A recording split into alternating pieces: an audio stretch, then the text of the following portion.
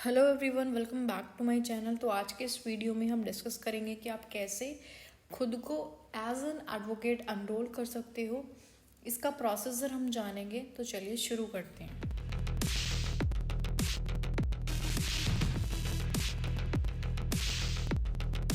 तो देखिए, how can I enrol myself as an advocate.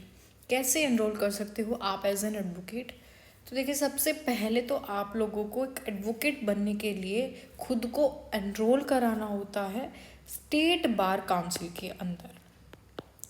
जब आप स्टेट बार काउंसिल के अंदर अपने आप को एनरोल कराते हो, अपनी एलएलबी या फिर बीएलएलबी यानी कि लॉ डिग्री कंप्लीट करने के बाद आप लोगों को खुद को एनरोल कराना होता है स्टेट बार काउंसिल के अंदर।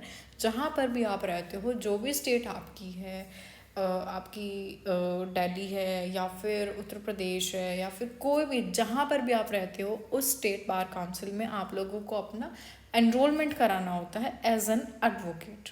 तो उसके बाद आप लोगों को अपना रजिस्ट्रेशन करवाना होता है एआईबी एग्ज़ाम के लिए, जो कि फॉर्म निकलते हैं। जैसे अभी एआईबी 17 होगा, मई या फिर जून में, अभी फाइनल डेट नहीं आई है।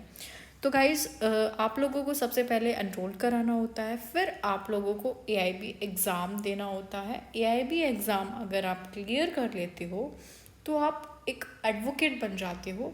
उसके बाद आप लोगों को एक सीओपी दिया जाता है, सर्टिफिकेट ऑफ प्रैक्टिस। इसकी हेल्प से आप कहीं पर भी प्रैक्टिस कर सकते हो। इसकी हद से आप हाई कोर्ट में, सुप्रीम कोर्ट में, जहाँ पर भी आपको एक्सपीरियंस है, सिविल लॉयर बन, सिविल एडवोकेट का या फिर क्रिमिनल एडवोकेट आप लोगों को बनना है, तो आप जो है इसकी हेल्प से कहीं पर भी प्रैक्टिस कर सकते हैं।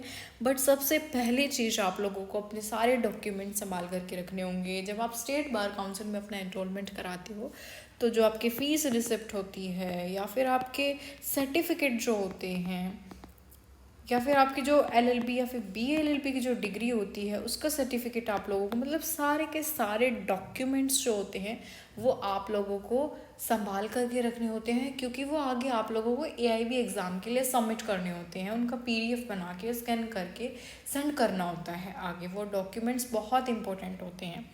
जब आप एआईबी एग्ज़ाम क्लियर कर लेते हो, और एआईबी एग्ज़ाम का मोटिव क्या होता है, एआईबी एग्ज़ाम कोई कॉम्पिटिटिव एग्ज़ाम नहीं होता है। इसमें सिर्फ आप लोगों को 40% मार्क्स लाने होते हैं। ये चीज़ मैं बहुत अपनी हर एक वीडियो में आप लोगों को बोलती हूँ कि इस एग्ज़ाम में कोई भी, मतलब आप लोगों को पर्टिकुलर ऐसा नहीं है कि कॉम्पिटिटिव एग्ज़ाम है 80% लाने होते हैं, 90 लाने, कट ऑफ निकलती है, नहीं। फिक्स है, आप लोगों को सिर्फ और सिर्फ 40% मार्क्स इस एग्ज़ाम में लाने होते हैं।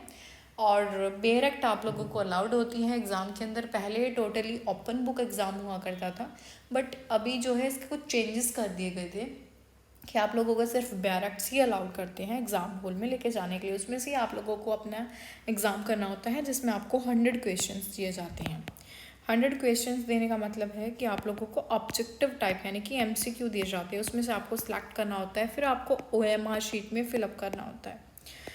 तो बेसिकली जब आप खुद को एनरोल कराते हो, तो आप लोगों के पास सबसे पहले सारे के सारे डॉक्यूमेंट्स होने चाहिए, प्रॉपर रजिस्ट्रेशन होने चाहिए। रजिस्ट्रेशन करवाते टाइम आप लोगों को अपनी प्रॉपर डेट ऑफ बर्थ का ध्यान रखना चाहिए कि कौन से डेट ऑफ बर्थ आपके डॉक्यूमेंट्स में है एंड कौन से आप किस दिन आप पैदा हुए थे। डॉक्यूमेंट्स वाली ही आप लोगों को सबमिट करनी होती है। और जब आपका रिज़ल्ट आता है, तो प्रॉपर जो आपकी डेट ऑफ बर्थ होती है, उसी की हेल्प से आपका जो रिज़ल्ट है वो निकलता है। क्योंकि बहुत सारे कैंडिडेट्स मिस कर देते हैं, उनको ध्यान नहीं रहता है कि डॉक्यूमेंट्स में क्या आती है और हमने वहाँ पर क्या दी थी। जो आप एक बार फिल कर देते हो, उसको प्लीज़ ध्यान रखा करो, या फिर स्क्रीनशॉट या फिर कोई स्लिप रख लिया करो, जिससे आप लोगों को ध्यान रहे।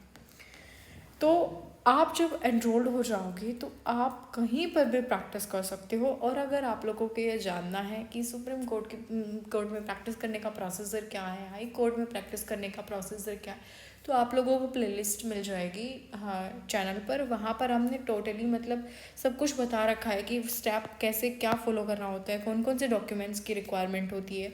तो वहाँ से आप देख सकते हो। बेसिकली ये न्यू कैंडिडेट के लिए है, जिनको नहीं पता होता है कि हम कैसे एनरोल कराएं एज एन एडवोकेट खुद को, कि स्टेट बार काउंसिल में अपना रजिस्ट्रेशन करवाना ज़रूरी होता है कि नहीं होता है। तो बहुत इंपॉर्टेंट होता है। जब आप फर्स्ट स्टेप ही फॉलो नहीं करोगे, तो आप नेक्स्ट स्टेप पर कैसे जाओगे। तो इसीलिए आप लोगों को सबसे पहले अपना एनरोलमेंट कराना होता है स्टेट बार काउंसिल के अंदर। फिर आपको AIB एग्ज़ाम देना होता है। AIB एग्ज़ाम में क्लियर करने के बाद आप लोगों को COP दिया जाता है, फिर आप एक एडवोकेट बन जाते हैं, आप कहीं पर भी प्रैक्टिस कर सकते हैं।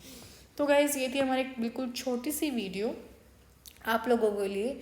होप सो आप लोगों को वीडियो हेल्पफुल लगी होगी। अगर आप लोगों को वीडियो हेल्पफुल लगी then please do like, share and subscribe the channel for more videos. Thank you for watching this video.